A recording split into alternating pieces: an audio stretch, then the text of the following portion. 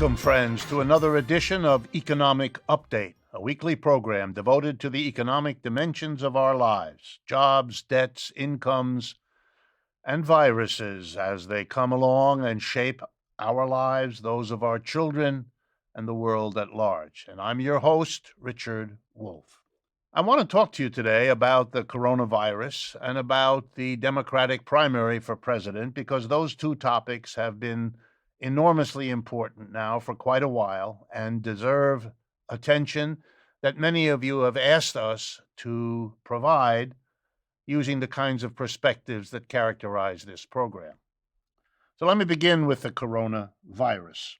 I'm not here to repeat the kind of news, real and imaginary, that is flying everywhere.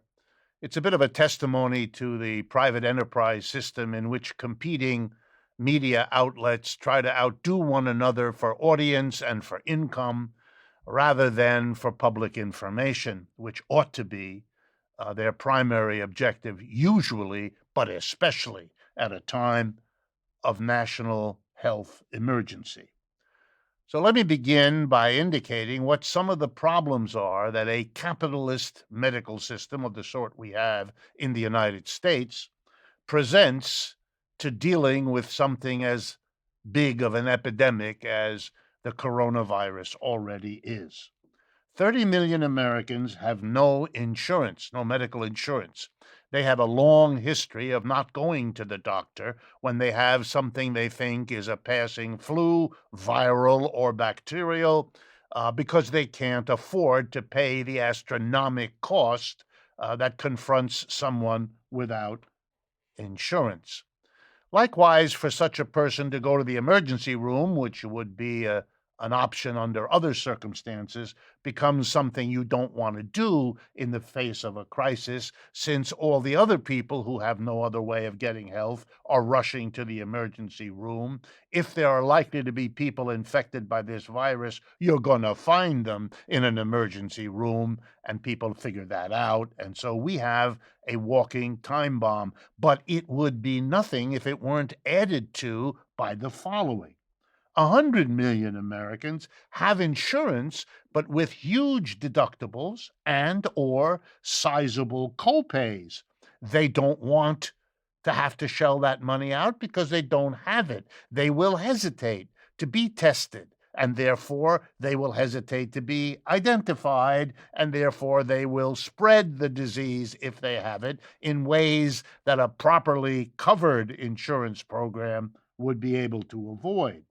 Millions more American workers have no paid sick leave from their job, and they will stay at their job as long as possible because they have no paid sick leave. And then I come to the undocumented immigrants, afraid of going to any medical facility because it will subject them to dangers from ICE or other immigration authorities. This is a collection that amounts to at least half of the population, so managed in our medical profit system that they are colluding with this epidemic. They don't want to, but the system forces it on them. We have a law in the United States that allows mandatory quarantining of people, but it doesn't cover the costs of a quarantine when a person loses his or her income. This is crazy. If you're going to quarantine people who have the disease and you're not going to cover the cost of it, you're giving them an incentive not to be tested so they avoid the quarantine. I noticed that the Trump administration has made statements about tax relief and aid for airlines and travel companies affected by this crisis. Once again, we see where the priorities in a capitalist system go, to the corporations and not to the mass of people whose health is threatened. To give you an idea of how things could be otherwise, I'm going to pick one country, South Korea. It's handling their situation there, which is more extreme than ours yet in the United States, as follows. South Korea has a universal health insurance program. On top of that, corona testing is free for every single person in South Korea, And that includes immigrants who are specifically guaranteed no information about their treatment will be shared by any other government institution, and you do not have to be a South Korean citizen to get the free testing. Nothing like that is being done in the United States, and I leave it to you to imagine why. And then we have the market system, our proud market system that is distributing scarce testing kits, scarce masks, scarce equipment to people who can pay. That's right. If you have a lot of money, you can go on to the internet and go find these rare health items, and they're distributed according to how much money you have, not according to what the need is. For example, for medical personnel to be safe in treating those who come for testing, they obviously should get the equipment, the testing equipment, and the mask, and anything else that might help first, but not in a market system. No, no, no. It goes first to those with the most money. On March 8th, the New York Times regaled us with a list of all the things rich people are doing to escape the virus. The yachts that they are moving onto, the bunkers they have created on their property to hide in, the expensive masks that they are able to get that cost hundreds or even thousands of dollars. It's charming to watch how the system works. In the United Kingdom, the Competition and Market Authority is monitoring the situation and may ask the government to impose price controls. In other words, it's a recognition, at least in England, that the market is a failed institution for dealing with such situations. And as you know from this program, it isn't very good at lots of other things either. I want to turn next to the Super Tuesday election, the one that we are supposed to believe made the decision that Mr. Biden will be the Democratic candidate over Mr. Sanders, even though Mr. Biden only has a few more delegate seats. I want to stress something to everybody so that they don't miss it. Much of the objectives that led Bernie Sanders to run, he has already achieved. Millions upon millions of Americans have voted for a socialist. That's right. They decided that faced with a dozen candidates over the last months who proudly said they weren't socialist, he beat all of them except Mr. Biden, every one of them. And they all folded because they could not appeal against the power of a socialist. That's the end of the Cold War. It didn't end in 1989. It didn't. It took another 30 years to die. It's now the case that particularly young people, because if you didn't notice, let me remind you, even in the southern states that Mr. Biden won, he lost the vote of people 35 to 40 years and younger. Mr. Sanders cleaned up with all the youth, all the future of the Democratic Party. It's extraordinary what has been accomplished, and that has been accomplished no matter what happens in the rest of this race or at the convention.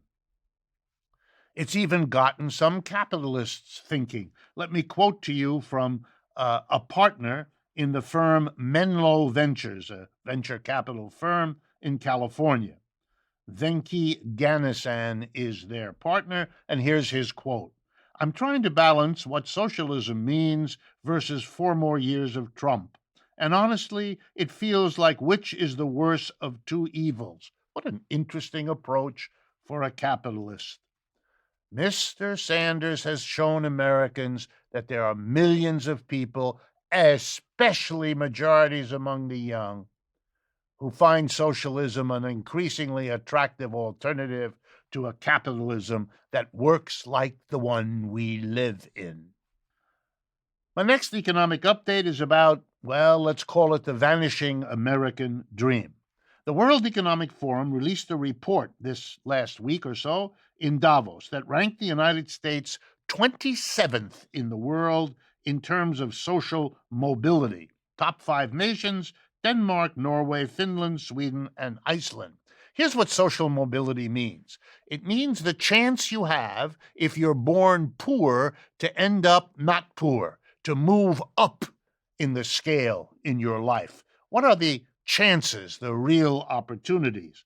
Yeah, the United States ranks 27th, but that's not the important news. Here comes the important news. A recent study conducted at the University of Pennsylvania in partnership with Northwestern and the University of Nebraska and working with the Census Bureau looked back as far as 1850 and concluded that socioeconomic mobility in the United States is at its worst ever. Let me say that again. At its worst ever. According to this study, here's the number I found so revealing. According to the study, 60% of people born in the 1940s did better than their parents, compared to the 1980s when the number had dropped to 40%. That's right. Well under half the people born in the 1980s are doing better than their parents. A majority are doing worse. That's not mobility up. That's mobility down. And that's the reality facing the American economy as we speak.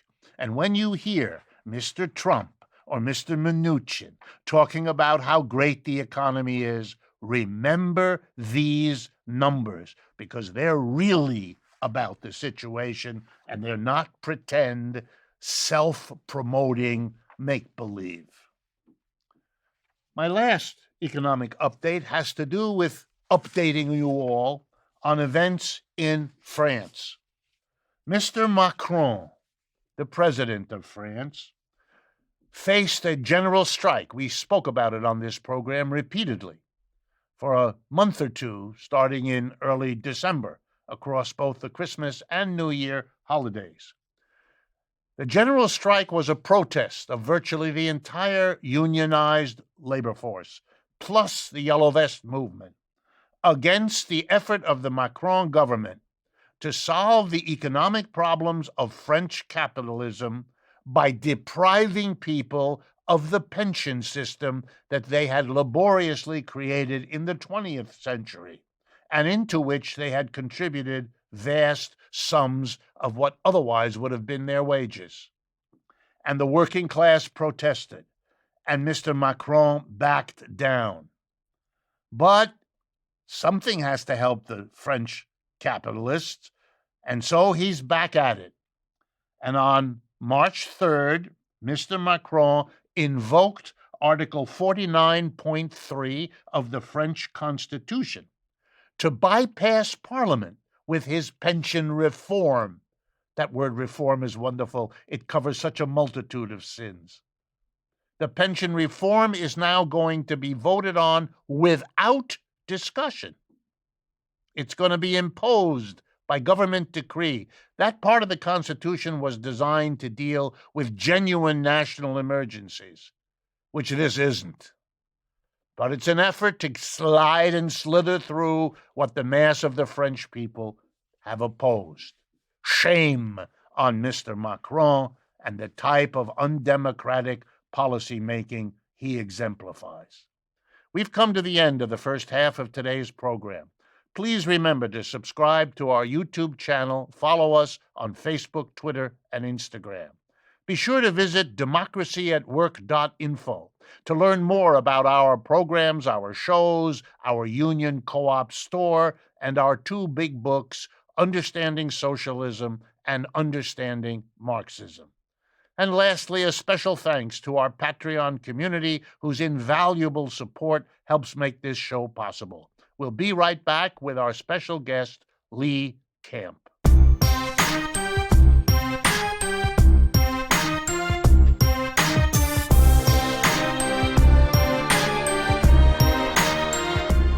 Welcome back, friends, to the second half of today's economic update. It is with great pleasure that I welcome back to our cameras and our microphones, Lee Camp. Lee is the host and head writer of the hit comedy news show Redacted Tonight on RT America. He's also an activist, a touring stand-up comedian, which is a nice way to put it, a contributor to Truth Dig, and a former writer for The Onion, a newspaper that many of us remember and like for all the humor that it injects into our culture now that it badly needs it. So, Lee, thank you. Thanks. Pleasure to be back. Honor to be back. Good. Thank you. All right. You have a new book called Bullet Points and Punchlines. And I've noticed that both Chris Hedges and Jimmy Dore have pointed out that your comedy goes after both Republicans and Democrats pretty much equal measure. Do you agree? And was that intentional? And what's your goal with all of that? Well, I've heard that before where people say, oh, I like that you go after both sides, but it's not going after both sides just to go after both sides. It's that I think that the two sides are basically one party. I mean, at least when it comes to the 80-90% of structural issues in our country. So I go after them from the left. I don't just trash anybody who walks forward and says anything. So, I think there are comedians out there that's just like, screw it all, make fun of everything. And that's not what it is. I actually try and have very substantive points that are below the criticism of this two-party system that it largely isn't serving anyone. I mean, except for the rich, of course. It's always struck me on that point that it's very clever if you have a one-party system to call it two parties. Absolutely. That way, when people get tired of you, they get the other part of you. And when they get tired of that, they go back to the first part of you.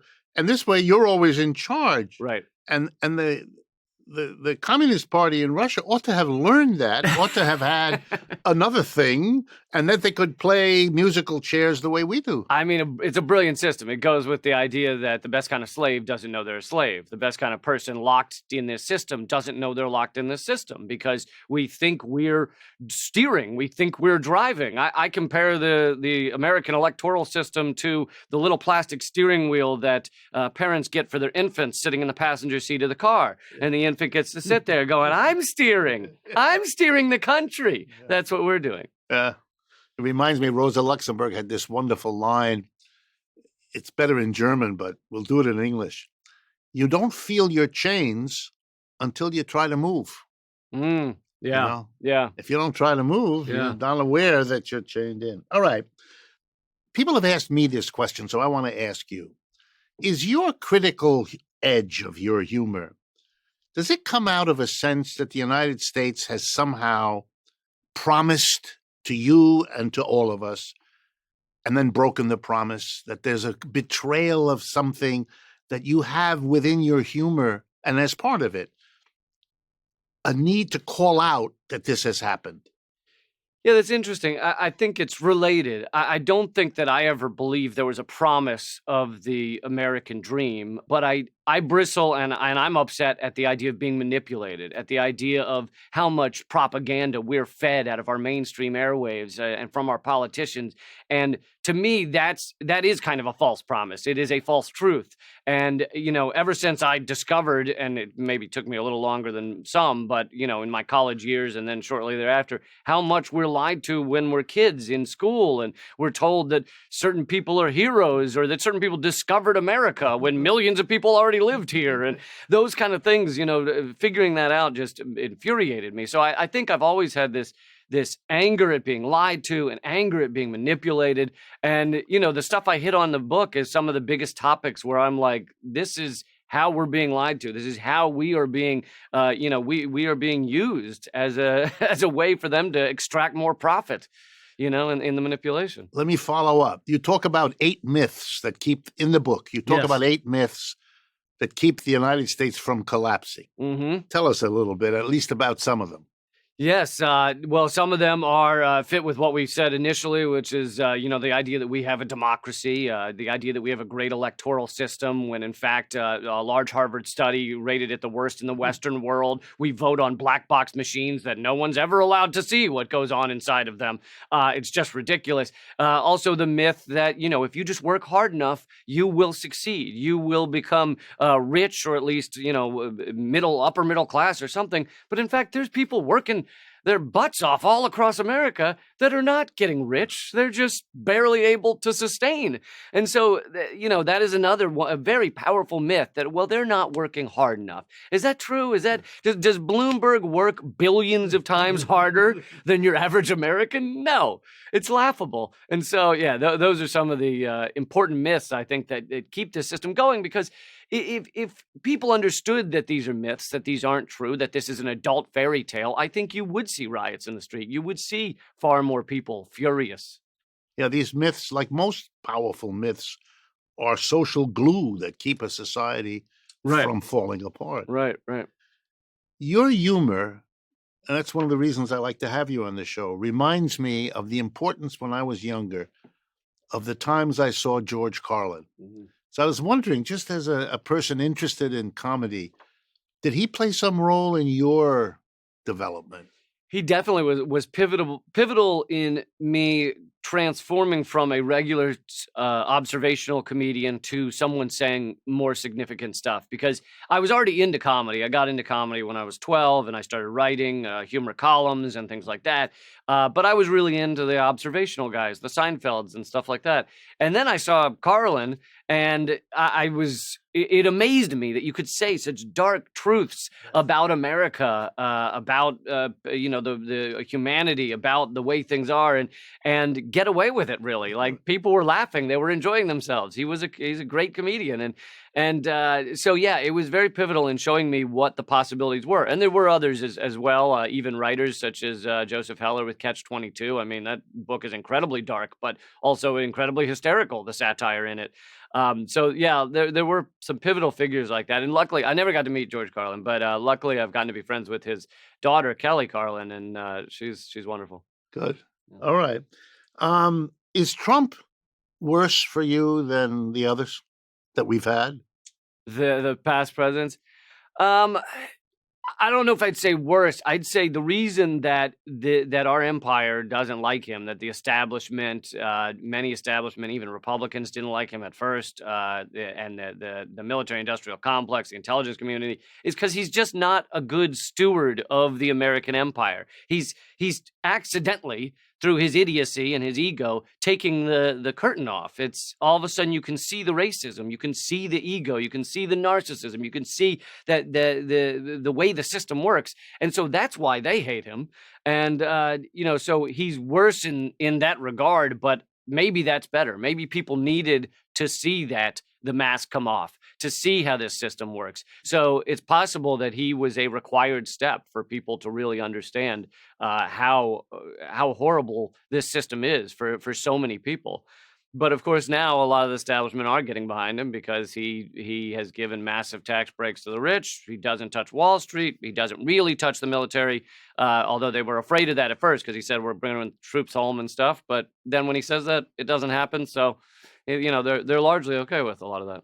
All right. And so the strategy of the Democratic establishment is to propose a Biden who gives you everything Trump does without the ugly veneer. Without the ugly veneer, yes. And I think they're blowing up the Democratic Party by doing it. Like, if they wanted to represent some sort of difference from Donald Trump, then you can't put someone who agrees on, like I said, the 80% of core issues.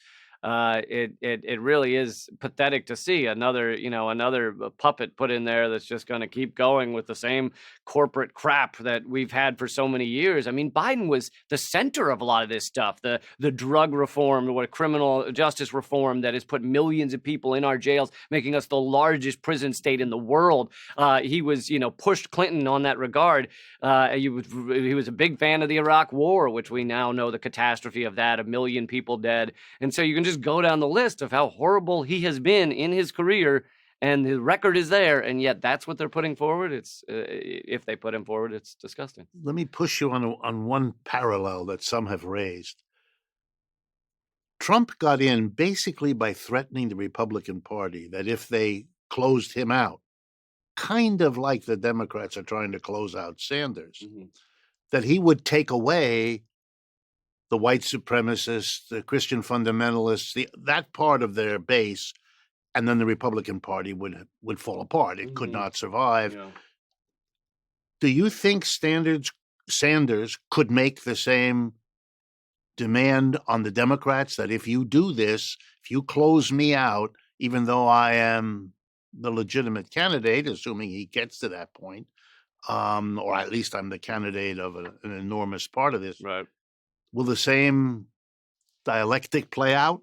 I think he could have. I think he could have made that threat. I think time is running out to make that threat. But I do think it is true that a large number of people see something in Sanders, a change in Sanders that they do not see in Biden, and therefore they probably would not show up in November for a Biden, whereas they would show up for a Sanders. So I think that's absolutely true. However, I do think the one thing, and perhaps the only thing, that could allow a senile Joe Biden with a horrible record to beat Donald Trump is an economic crisis, which we very well might get. So that is the one thing where, all of a sudden Trump looks like he's out of control. He can't control our economy and he can't do things right for Americans. And all of a sudden you could get a senile Biden as president. But I think that's the only thing because otherwise Trump is going to wipe the floor with Biden in the debate stage. It's going to be ugly.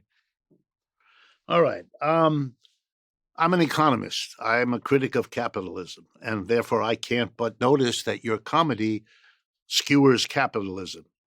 I find that remarkable. Like I find Sanders remarkable, like I find the acceptability of discussing socialism without hysteria. These are real milestones in an emergence out of the Cold War mentality. Do you feel that? Is that part of your comedy? Is that a goal you have? Because it is remarkable how unafraid of dealing with capitalism, naming the system you're joking about, that's really characteristic of your comedy. And I want to know why you did that. I mean, I've never been afraid of doing it. I have seen the repercussions of doing it. The suppression online, the attacks. They did full page attack pieces against me in the New York Times, cover of the arts section. NPR's Weekend Edition has done attached smear pieces on me, filled with lies and stuff like that. So I've certainly seen the repercussions of it, but I've never been afraid of it because the reason I'm saying these things, the reason I'm a comedian is to reveal the lies, the manipulation, the propaganda. So I don't know any other way to do it. I don't capitalism is a system that is destroying our planet, destroying our lives. It can't go on like this much longer. We're in a death spiral. And maybe George Carlin said, as you get towards the end, it speeds up and it's speeding up. And so I don't think we have a lot of time left to screw around, and I don't see any other way to talk about it. And you look at speaking of capitalism, you look at what's going on with the coronavirus in an emergency. All of a sudden, they start telling everybody, hey, stop doing what you would normally do under capitalism. Stop, they tell Big Pharma, guys, work together to come up with a solution for this. They tell people, hey, stay home if you're sick, even though capitalism is telling you got to get to work because you can't pay the bills if you don't show up. And you got no paid sick leave. You got no paid sick leave. So they're telling people, hey, in this emergency, for this little window, ignore capitalism. But in fact, what if it's a longer term emergency? What if we have the emergency of climate change, the emergency of people getting ill that's not a pandemic, people with broken legs that's not a pandemic? Then we're supposed to keep behaving the way that is just nonsensical, that is terrible for everyone. So yeah, the criticism of capitalism to me is just a no-brainer. That's something we have in common. Thank you very much, Lee. I really appreciate you joining us. I appreciate it. And to all of you, I hope you find both the humor and the insight in Lee Camp that we do, and that's why we have him here from time to time, and I hope very much that we will have him again in the not-too-distant future. And I hope also to speak with you again next week.